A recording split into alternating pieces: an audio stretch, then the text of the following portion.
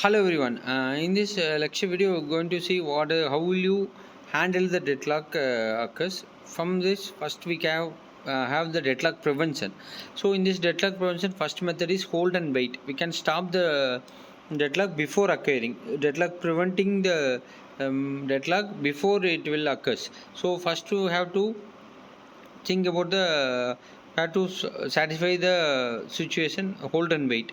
So we can deny this hold and wait situation by a process can request the resource only when the process has none. There is no resource will be allocated, the resource not allocated to the other process. So at the time the process can request the resource only when the process has ideal stage, so that will avoid the hold and wait. So each process to request and will be allocated to all its resources.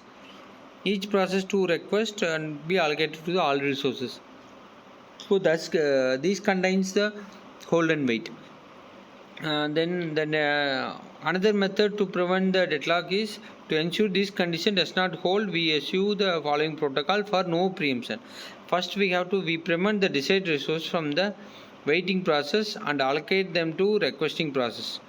So we prevent the desired resource from the waiting process and allocate them to requesting the process. So that is the deadlock prevention. We can manage the deadlock prevention here by this method. Then circular wait, we ensure that the circular wait must not happen if we apply a simple solution, numbering all the resource types and each process requires resource in an increasing order of enumeration.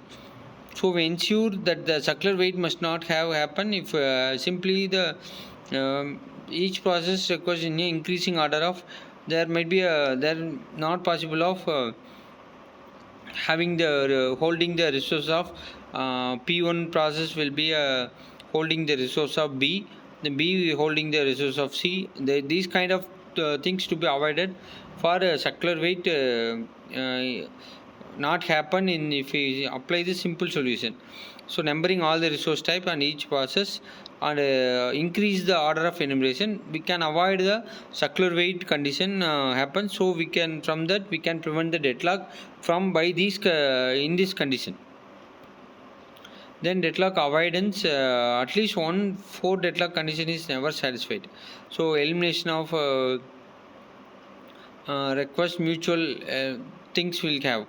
So we are talking about the deadlock avoidance. In the deadlock avoidance, same elimination of mutual exclusion, hold and wait, no preemption, circular wait could be avoided. So that can be avoided. We can handle the deadlock by deadlock prevention is one method, and then it's the deadlock avoidance is the next method. Deadlock avoidance, first deadlock can be avoided if certain information about process available to the operating system before allocation of resources. So certain basic information about the process, what are the kind of process and what are the time duration of process, and that kind of basic information should be allocated to the resources. For every resource request, the system sees whether granting the request will cause the system to enter an unsafe state. That means the state could result in a deadlock. So the system then only grants the request that will be lead to the safe states, right? So avoidance algorithm can be a single instance of resource type, use a resource allocation graph. Multiple instance of resource type, use a bankers algorithm. So single instance of use a resource allocation graph. Multiple instance of resource type can use the bankers algorithm. So these kinds of things helping avoiding deadlock avoidance. So avoidance can be happens, it is unsafe, safe, deadlock and other things. Here we can able to see process claiming resources, requesting process, suggesting resources, the process things. So the arrow will be denoted for different purposes. State is unsafe when the deadlock occurs. Safe, there is no deadlock. Where state is safe, the system can allocate resources to each process in some order and still avoid a deadlock. More formally, a system is in safe state and only if there exists a safe sequence. If no sequence exists, then the state is to be unsafe. So deadlock avoidance can be happens with this kind of process. So deadlock avoidance can be done from this help of these things. Then major we can talking about deadlock variants. With the help of bankers algorithm we can avoid the deadlocks.